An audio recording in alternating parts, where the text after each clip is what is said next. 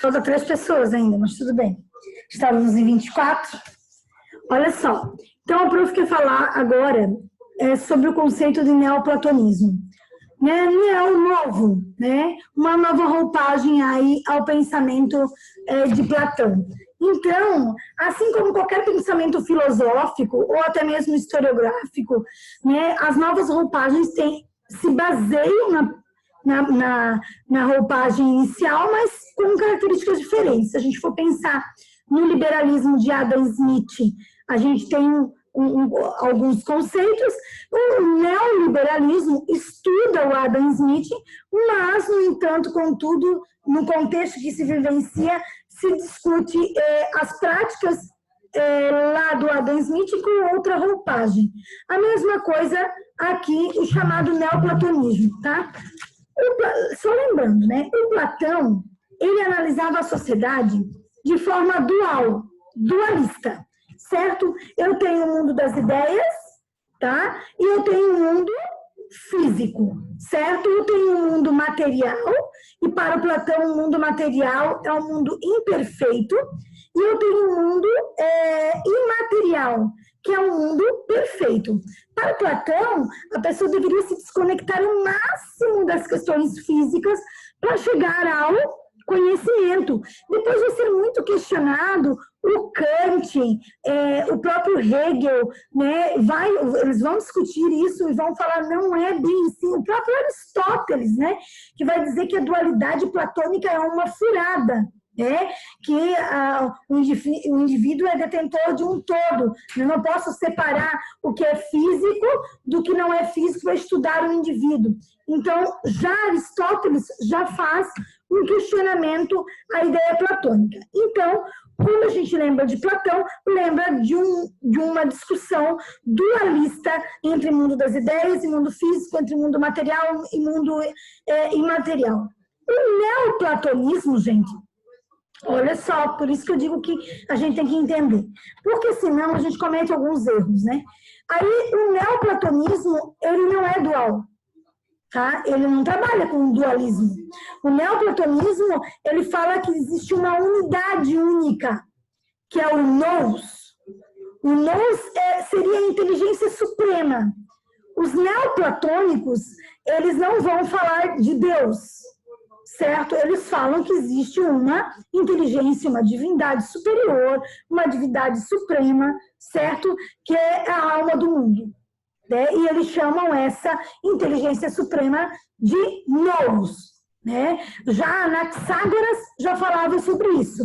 O principal articulador do neoplatonismo é o Plotino, certo? Ele vai falar dessa divindade superior.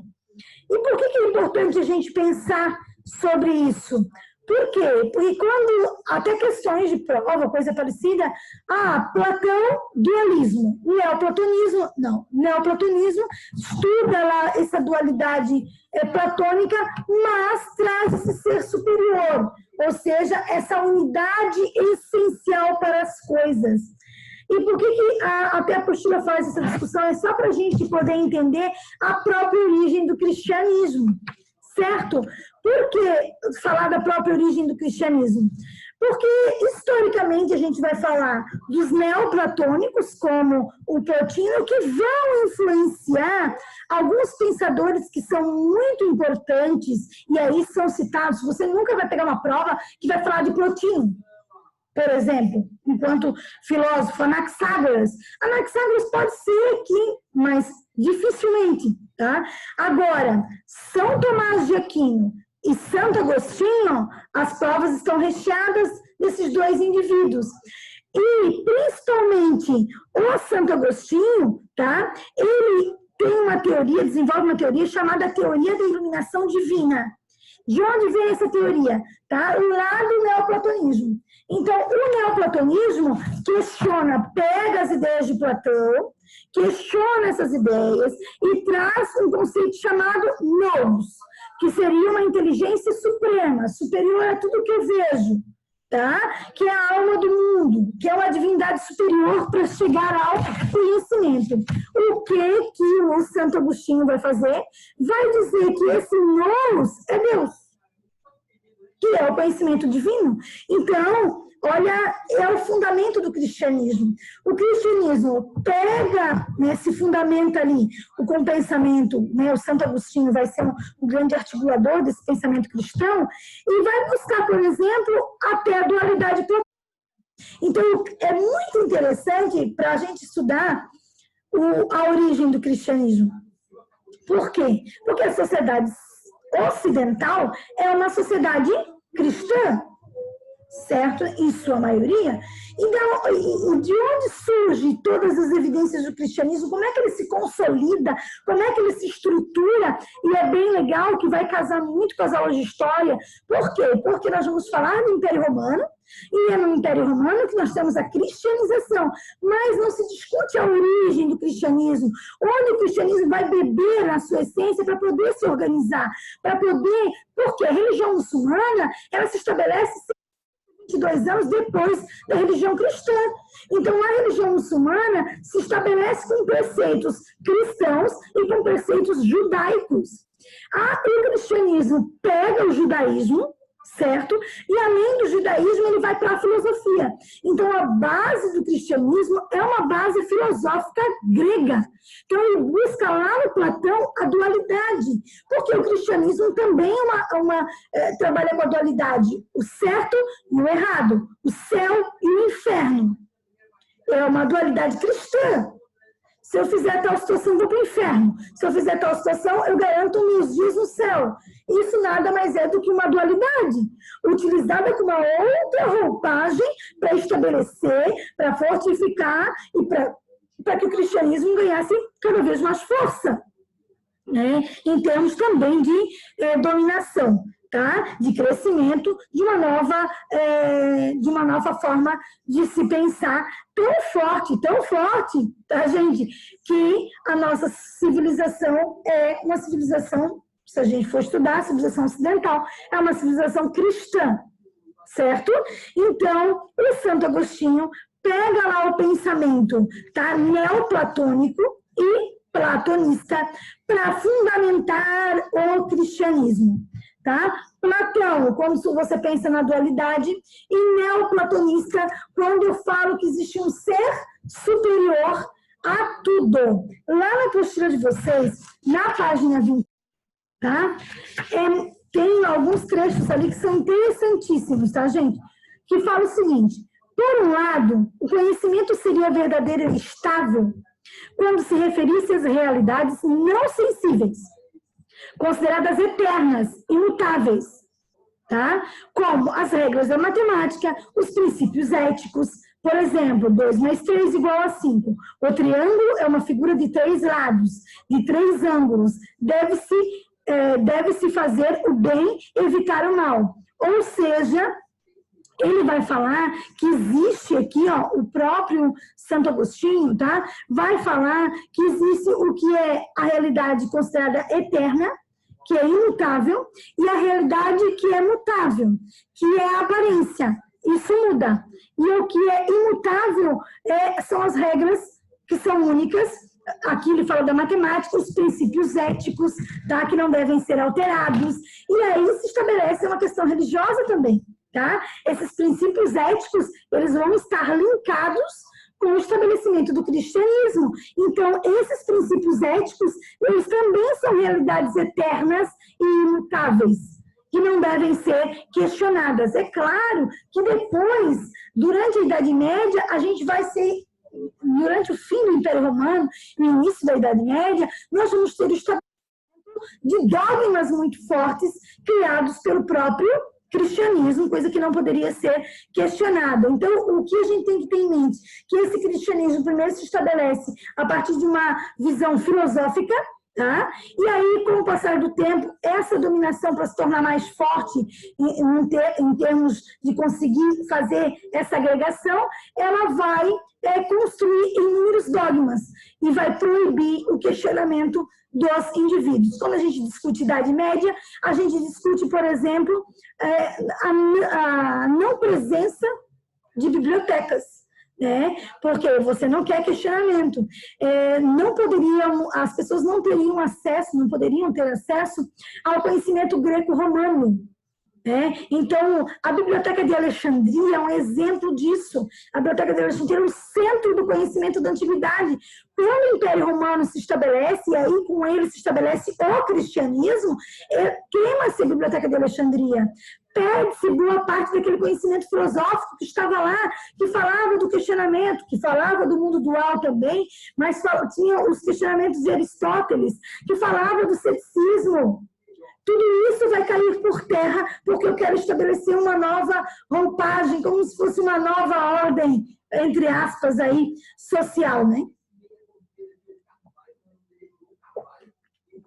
Olha só como é importante. Segundo Agostinho, a primeira forma de conhecimento, limitada aos sentidos, não alcançaria a verdade.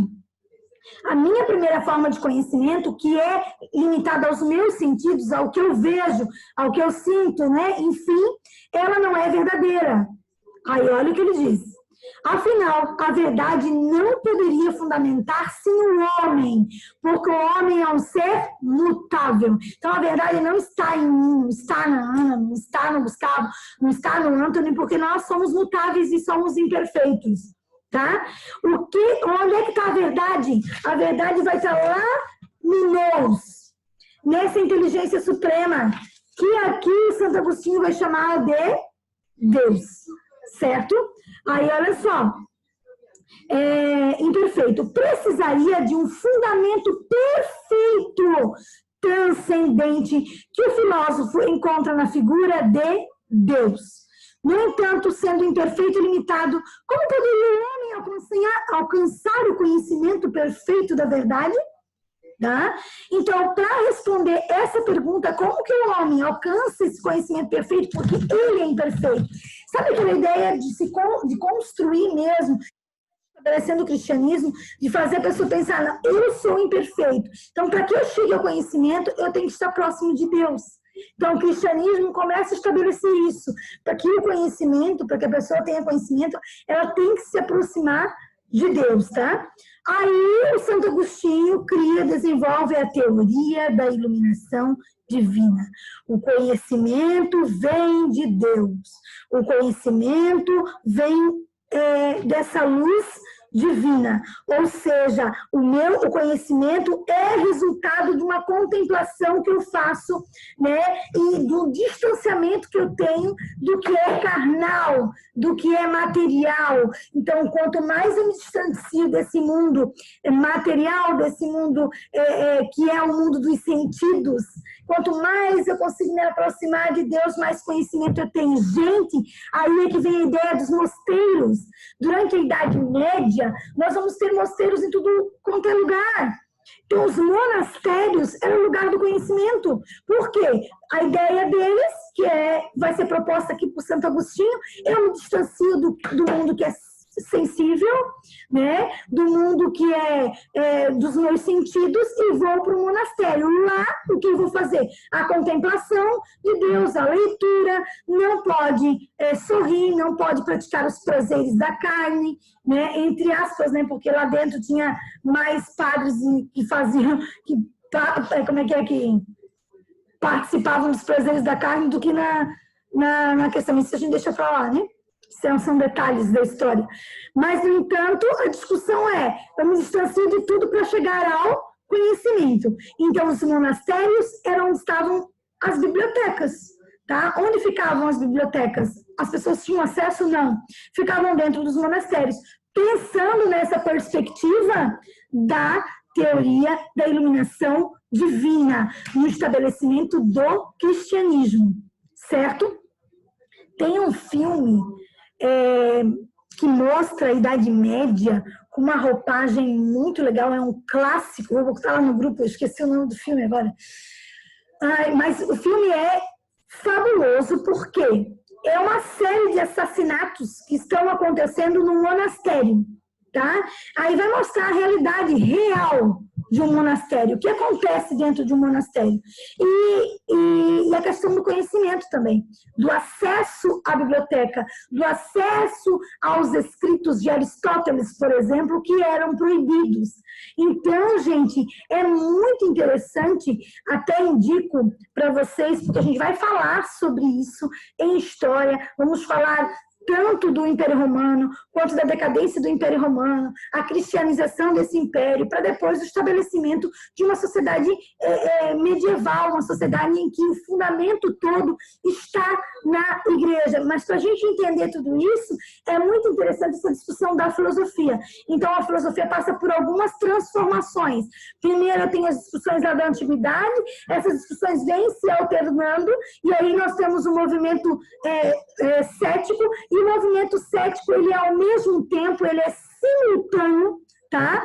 Ao movimento neoplatônico, então eles acontecem ao mesmo tempo. Imagine as questões das ideias ali se contrapondo, né? Porque ao mesmo tempo que eu tenho lá o ceticismo, eu vou ter o neoplatonismo falando que existe uma inteligência suprema, não linkando isso a Deus, mas que existe uma divindade superior a tudo, questionando lá a dualidade platônica, falando do monismo, né?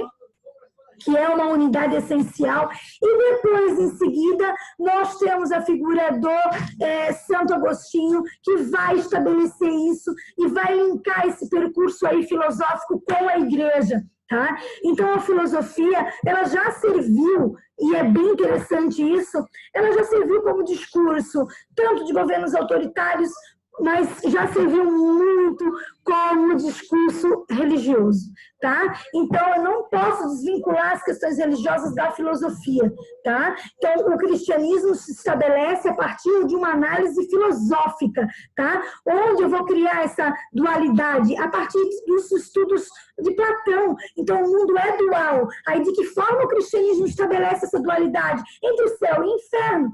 Claro que Platão nunca falou de uma dualidade entre céu e inferno.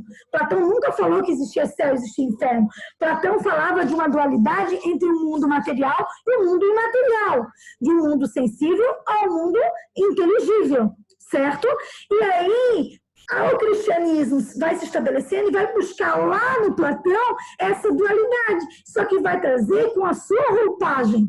Então, a dualidade cristã, que é buscada lá no Platão, é uma dualidade diferenciada, é uma dualidade onde eu tenho céu versus inferno, ou seja, se eu pratico bem, eu vou para o céu, se eu não pratico bem, que as questões éticas ali, eu vou para o inferno. É por isso que ele vai dizendo aqui, o Santo Agostinho vai falar, que para que eu tenha o conhecimento efetivo, que é a iluminação divina, eu tenho que estar próximo de onde? Eu tenho que estar próximo de Deus, tá? Então, porque o meu conhecimento, ele vem de uma origem divina.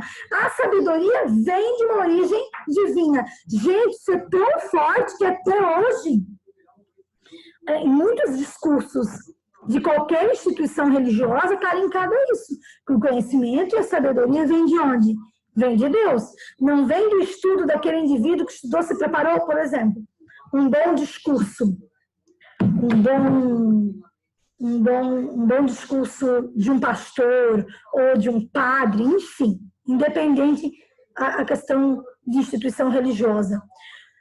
Quando você é um exímio orador é aquela pessoa que domina a oratória com primazia e consegue convencer todas as pessoas que estão ouvindo, tá? E aí, o que as igrejas falam? Que toda essa origem ela é o quê? Divina. Tá? Esquece-se que, às vezes, para você fazer um discurso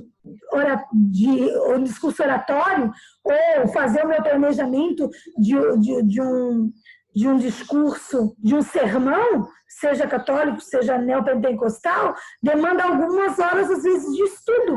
Tá? De estudo de passagens da Bíblia, de estudos com a filosofia, de estudos com...